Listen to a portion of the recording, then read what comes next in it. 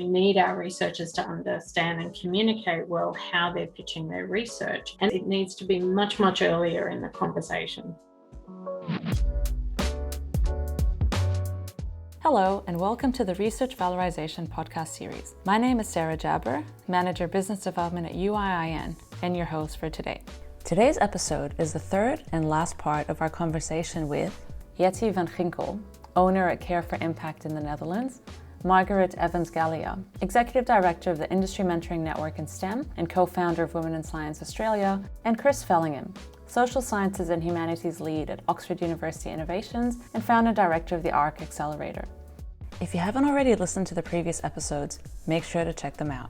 Continuing with the discussion around valorization and commercialization, our speakers consider the meaning of impact in research and the role that collaboration can play. We hope you enjoy the discussion. There's only so much then that maybe universities can do if they're restricted by their, the resources that they have. And so maybe the point I had asked before around how do you raise awareness among the researchers or early career researchers should then be redirected to how do you raise awareness among the funding bodies or national agencies on the importance of having these types of initiatives and how can you support them. Maybe Chris, actually, you mentioned at the beginning the concept of social ventures and how Oxford supported that, and it's not always about profits. And even with the accelerator, how does that work in terms of a funding perspective? And how did the university decide to enable that? Well, enabling it wasn't too difficult because technically the university's mission is to kind of improve the world through the impact of its research, even though that wasn't officially how we were structured. But we could at least point to it. The social ventures thing, we haven't cracked the funding model for social ventures, to be really clear. I think we're in a very strong position in the UK because the impact investment sector in the UK is quite large relative to other countries. It's one of the earlier ones. And that's predominantly where we see most of the investment coming. But we actually see it coming from probably two places. One would be impact investment, and the second would be small but growing field of venture philanthropy. So it kind of depends which area you go into. If you're in medical sciences, you can access things like Gates Foundation they're quite willing to kind of get involved in this area because I think they're moving away from one-off project funding to more, okay, can you give us a sustainable solution to this intervention? Which is great. And obviously the kind of Gates Foundation are quite open to social ventures as a vehicle behind that. But for a lot of social ventures, it's difficult. And the reason is if we're going to be really honest, the impact investment sector is big in the UK. And it's partly big because of Big Society Capital, which was an initiative under David Cameron, which took a lot of assets that were sitting in bank accounts that were unused and basically moved them to a massive impact investor, Big Society Capital, who then seeded impact investment funds. So that was great, and it capitalized the sector. The problem is they are still looking for really high growth startups. They basically are all looking for software-based high-tech startups, which means that you will only solve sort of some problems that still have a hockey stick growth curve. And you still can't get investment for ones that might solve a really tough problem, but they're not going to do it at the kind of scale that those investors are looking for because they're still looking for a return on their investment. And that's when we needed to look at venture philanthropy. Some of the foundations are starting to look at this. For example, Lego Foundation are really into this, but this is kind of stuff that's happening in the last 3 years. And I think it will take a lot of time. What we've tried to do at Oxford, but weren't super successful, but we're still working on it, was put together an impact investment fund among a number of UK universities, which would take a mixture of, some impact investors, but also alumni donors and potentially some founders, and create a fund that would invest in just university social ventures. That was an obvious way to do it because at least what you could do is theoretically you could cover the first sort of 18 to 24 months of company operation, by which point impact investors will be more willing to then invest because you'd essentially de-risk the proposition for them. But honestly, this is a work in progress and we're not there yet. So I think the funding model for social ventures will be really hard, and one of the big challenges that universities looking to do this will be working on for the next probably 20 years. I think in the Netherlands we have, there's a bit of movement to create more seed money than there used to be. I think for the social ventures, it's still extremely challenging because the constructions that they build, for example, is that they combine the typical venture capital strategy with the government strategy. So for every euro of venture capital money, the government puts €1 in there as well. And they just want to get the money back, but they don't need a return on the investment. So that sort of lowers the amount that you have to get back to actually make it worthwhile. Because from the venture capital perspective, out of the 10 companies they invest in, maybe one will make it. So I do understand that they need to get a large return on investment. But to be honest, with these funds, you still see that they tend to invest in the companies that have a large exit potential and already have did a lot of de-risking in their development. So in the end, if that really works, I don't know. We do have from the government funding body from NWO, we have a takeoff program which works. So that's also for the social ventures where you could apply for, I think, 25K as a grant to first see if you have for a feasibility study, is there a business model there? Do you need to do some feasibility on your product? And then you can apply for a loan of up to 250,000 from the top of my head. That works quite well, but I see a lot of these ventures still strand after this second phase because they are not prepared enough to go into the real world, basically, and apply for either venture capital or angel investors or something else out there. So it's difficult to cross that bridge. And for the neurocontrol group that we work in, we sort of try to, I would almost say, cheat a little bit. So in the projects that we write, we either under or overestimate the level of the TRL levels we use for the technology inventions, so we can fit it in the public funds, and then the companies can further develop. But that's of course actually not the way we should do this, according to the funds. But yeah, sometimes you have to. Really interesting. And these, I guess, structural or fundamental issues that then align with maybe more social type ventures, and how do you overcome that? And really, I guess it's interesting to hear from different countries as well. What are some of the policies or the ways that can really drive and support that? I'd like to ask, or maybe move a bit towards talking about impact. You've kind of touched on it a little bit. And actually, Jetty, I wanted to maybe start with you because I noticed something on the Care for Impact website, which I thought is really interesting, where you write, although I use the term impact in the name of my company, I am not a big fan of how it is used these days. So I'm really curious about that. You know, how do you maybe think about impact, and how does that, and yeah, also the title of your company, Care for Impact. So maybe you can elaborate a bit on that. Yeah, of course. Yeah, I thought you might be triggered by that.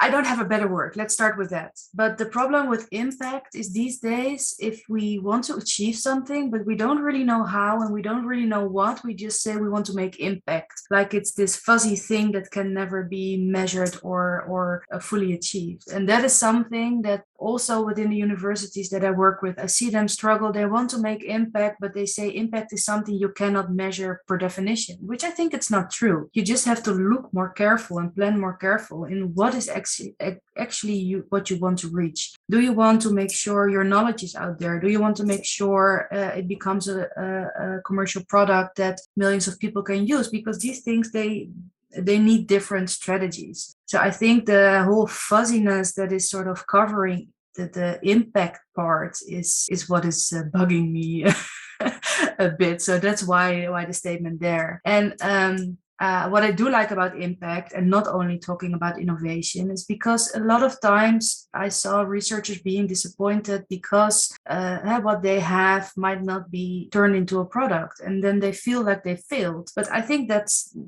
never the case, because in the research that you did to get to the point where you are, there is always valuable information in there that can be used in one way or another. You just have to sit down again and see where your impact might be.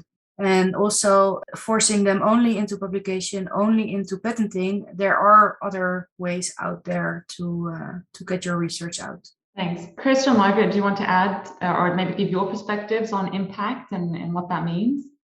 I guess impact is like innovation. These are very big, broad, subjective words, right? It's like peer review and success. I think they're all subject to interpretation. But to me, I always feel like researchers are doing translational research, no matter what they do. They're translating to knowledge, practice, product, or policy. And it's just about how you're translating it. And so I think Yeti for us in Australia, a lot of our researchers would probably be the opposite. It's like no one can see the impact of the research I'm doing and the knowledge I'm generating to add to, the sector and to our knowledge base. And so we actually do, despite having the role models, despite having opportunities to learn, we still have this mindset that to truly succeed in academia, it's about an intellectual challenge that you're adding to great knowledge. And so for us, it's about shifting that mindset and defining what is impact, right? In that context. But I totally agree with you that knowledge in and of itself is also impact.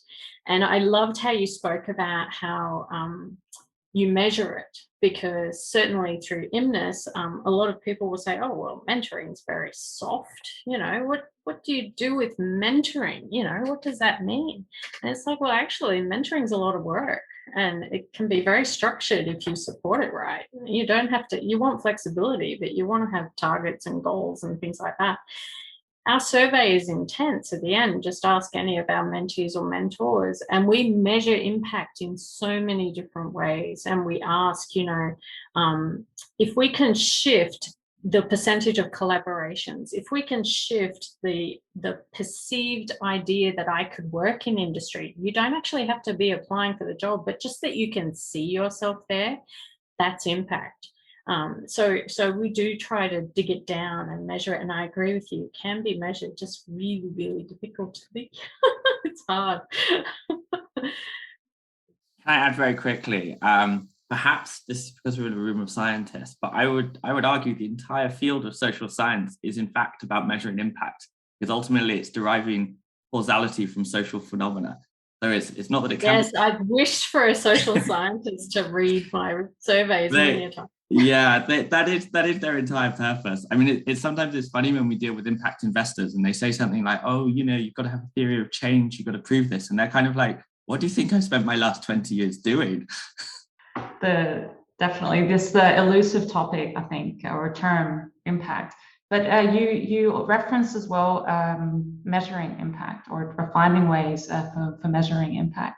And I was just wondering, from your work, what you've come across, and Yeti, maybe even going back to something you said at the beginning, which was often universities are so fixated on, we have technology, we need to license it, and we need to get a patent, and that's how we measure our success. And I'm also curious, maybe from the social science perspective, how does that translate? So just want an open question around what are some ways that you've come across or you think should be implemented around how can you measure the impact of research, and especially around valorization? So in the social sciences and the social ventures, we haven't got a good system. We've got a system, and obviously measurement, we're trading off cost to the entrepreneur of basically collecting that data. We don't want to put too much of a burden on them. So what we ask is that they basically pick one metric which they think captures the volume of impact that they're having, that they would collect anyway. So for example, we had one called OxEd, and OxEd basically provides an assessment to children aged 5 to 8 to catch children falling behind in school. And so we said, okay, look, the obvious metric here might be either number of schools sold to or number of pupils that have taken the test. Right? So super easy. And then we can basically go back to the research councils and say, you funded this research, we commercialized this research, and now 50,000 UK pupils have basically been tested with this. And that was quite an easy measurement of impact that was kind of quite neat to capture. It doesn't capture all the complexity, but it was enough for reporting data. Yeah, I think if you look back at what most of the TTOs are doing, it's basically counting the number of ideas that come in, then counting the number of patents that come out, and the number of licenses and the amount of money that brings in. I would say none of these were any reflection of the success of the team, because never count the money that is coming in, because it fluctuates a lot, especially if you have to deal with pharmaceutical solutions, for example. We would have a year where it would be millions, and then we would have a year where it wouldn't even be 100K. And also, if you count the number of patents that you file, well, then you just file more patents, right? Because one of the easiest things is to file a patent. Getting it approved is another one, but I think that is something that is difficult. If I now look at the Dutch funding agencies, they are more into counting and evaluating the knowledge transfer moments. And then they count the ones that are outside of typical publications, but it's your presentations in conferences, but it's also if you give a TEDx talk, if you transfer your knowledge to a company that will, I don't know, build a piece of software based on your knowledge. It's all these more smaller things that you can also count. And I think that's a nice system to actually see what is coming from a project. Yeah, and some of those measurements are now being counted along with grants. So they're considered as metrics when universities submit different grants. It's only for certain grants. But I think, they're counting who's engaging with industry, how are they engaging with industry, why are they engaging with industry, how many pitches are they doing, how many investment surveys are they invited to, et cetera, et cetera. So I love that it's starting to dig down into the detail. We've taken this approach with gender equity and women in STEM as well. You dig down into the detail of how many women are doing what and how many are part-time, full-time, how many are teaching, et cetera. So I think it's just about taking that very analytical approach and then introducing new policies, implementing them over time to see if they're sustainable and worthwhile. We have a whole program called Pathway to Impact, which is really around coming up with metrics and indicators, not just quantitative, but also qualitative, around how can you measure the impact of your external engagement as an institution. And it's a pretty big undertaking, because it's hard sometimes to really track what you're doing and be able to report back on it. I was curious about, we often talk about transfer, so technology transfer and knowledge transfer, which sounds quite transactional. Like I've developed something and now I'm handing it over to industry or to society or to an external partner.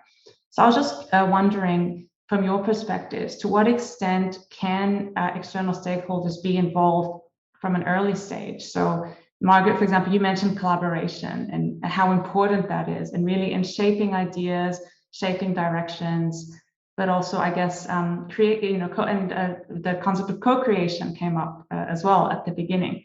So just wondering, from your perspective, like how can we move more from this concept of I've come up with an idea as a researcher or a technology or a potential social venture, how can I incorporate others from an earlier stage?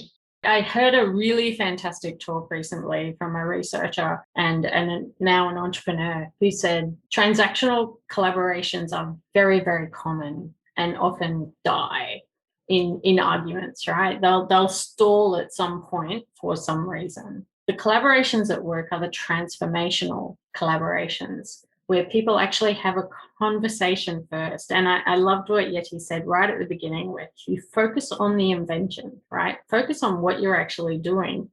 Find the common ground, connect the people who can make it happen. And 30 years over time, you'll see this amazing product or before that, right? So I think about an example at WeHire where a cancer drug was developed. It literally was a couple of scientists having a coffee, had an idea and started talking. And it was just that co-creation process and the co-design and the trust and respect that was built on both sides all the way. And how can I help you? How can you help me? Rather than, sort of pointing the finger in any kind of way. And that to me is absolutely critical for, removing that concept of transaction, because there's nothing worse when industry feels like, and I've had industry leaders say this, where they feel like an academic walks into their office when they're desperate for funding and they'll say, give us some funding for this project that I've developed and I want to keep going. And that can be really confronting for an industry leader and really damage relationships. So I think it's really important, that communication aspect Chris is talking about. We need our researchers to understand and communicate well how they're pitching their research and at what point that occurs. It needs to be much, much earlier in the conversation, much, much. Yeah, I can only agree. and I've been with the Neurocontrol group for about 2 years, but they have been doing this for about 10 or 11 years now. And they really started like, okay, we put the clinicians there, we put the engineers, we take the companies, we take the patient organizations, and together we're going to see where is the problem, what solution should we develop, and how can we bring it further. And I mean, that sounds great. But in the beginning, they had to learn each other's language. They had to understand.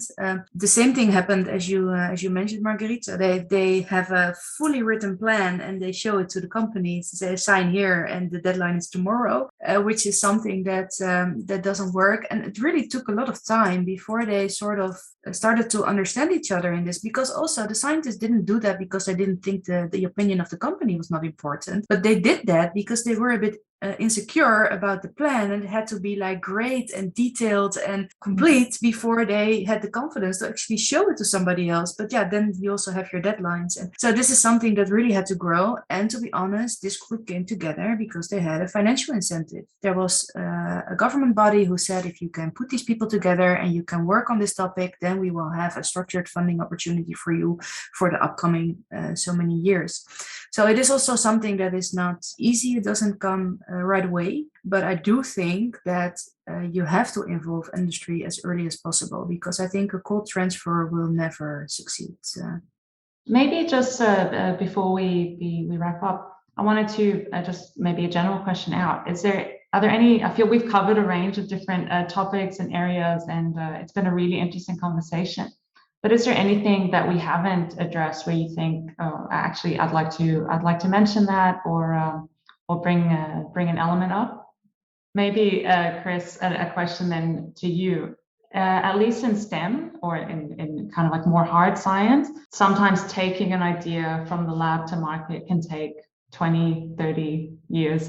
And I just wonder, what is the time frame that you've experienced with the more social science-based innovation and ventures? Yeah, I think one interesting thing which took me a while to realize is when most people in the public think of a startup, they probably think of a tech startup, and they're relatively quick. They usually probably have something like a kind of somewhere between maybe 6 months and 3 years as a kind of broad period. And then when universities think of basic startups from research, they just think of STEM. STEM's actually at like the far end of the spectrum because of the really hard science involved, the IP protection that goes in, the teams of people involved. So universities like, that's what a startup looks like. And it's not, that's the far end of the spectrum. So actually the social science stuff is much closer to the kind of more like the tech stuff. Sometimes it doesn't even have any tech involved, in which case it can be even faster. Mm-hmm. The one thing we really realized is social scientists and humanities people don't have hard IP for the main, right? We're lucky if they have software or data, but a typical social scientist probably has something equating to a theory or a framework. For example, we had one we worked with in Bristol. She focused on how large organizations create equality and diversity initiatives, how they do it well, which people you have to be involved with, how do you sustain it over time? Really difficult questions that had been the focus of her research. She's not going to create a software app to do that. She does want to commercialize it. She wants to deliver it to lots of companies. She's building a consultancy, basically.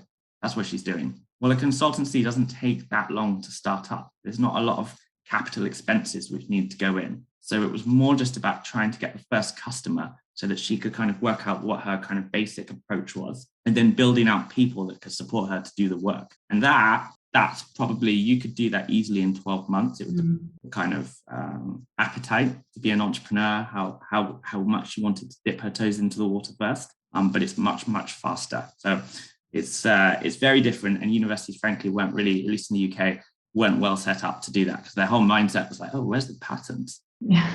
Patent, and that's a great thing because they're expensive and they don't work half the time anyway. I think maybe related to that, there's one topic that we might have missed today. So this is quite a fast process that Chris is discussing, and also you can generate revenues quite fast. If I look at the STEM projects, but actually most of the startups that I work with, it's super slow. But also because it's so slow, this whole point of where you should actually transition from being a researcher into an entrepreneur, and also at the point where you should actually quit your academic career, becomes a bit fuzzy.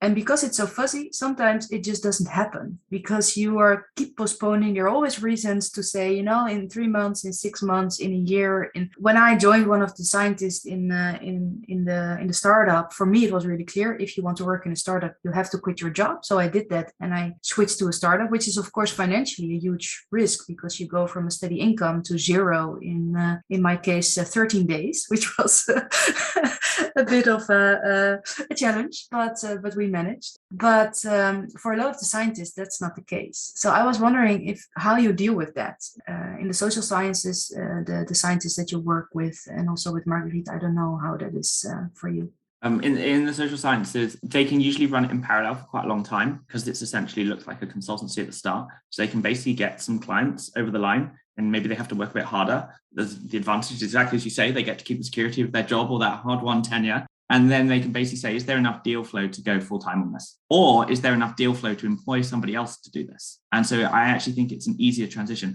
I don't think you can do that as much with some of the science stuff. Sometimes the risk is mitigated because they just take in venture capital, so they know that there's funding for X period. But yeah, that's basically how we structure it. It's a pro and a con. I think the con is exactly as you say, they can avoid actually doing it. And then things that had really big growth potential never achieve it because it stays as a side gig. And that's a big downside. And that loses us, the people who are trying to sort of say to the government, you need to fund this social science and have amazing impact. We miss out on some home runs because they just become like singles basically. But it does at least make the transition easy. I think it's true though that what you said about, you have VC, but it's only for a set period of time. And that's a risk, right? And so even though researchers are risk takers in their research, they're not necessarily risk takers in their careers. And that's where this entrepreneurial mindset of giving something a go and being open to failing, because the failure aspect in Australia is a big deal, right? That we do not have a culture of failure and then own your badge of failure and continue. It's very, very different to the US.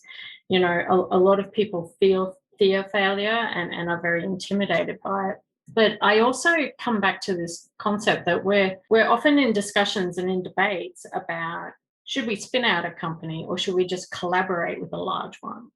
And I think right now, if I had to peg a guess, it would be an educated guess. It would be that Australia is leaning towards collaborating with large companies right now, partly because of our size, partly because most of our sector is small companies that are desperately trying to scale.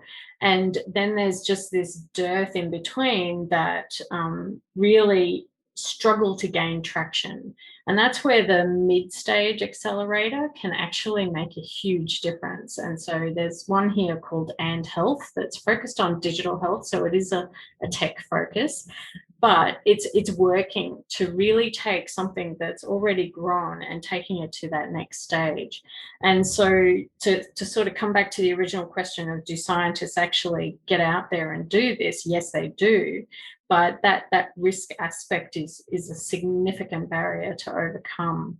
I've also heard very often from industry leaders who are very focused, they've had their MBA training, they've been executives for a long time, and they go, oh, scientists can never be CEOs, right?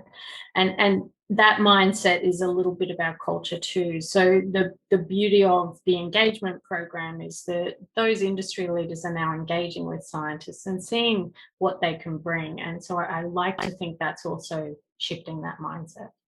I think on that as well, it comes down to having different pathways. So as you said, whether it's spinning out a company, whether it's collaborating with someone else, whether it's realizing maybe I'm a great researcher, but I am entrepreneurial, but maybe I'm not an entrepreneur. I don't want to be the CEO of the company. So really exploring and having the opportunity to explore these different pathways is really, really important.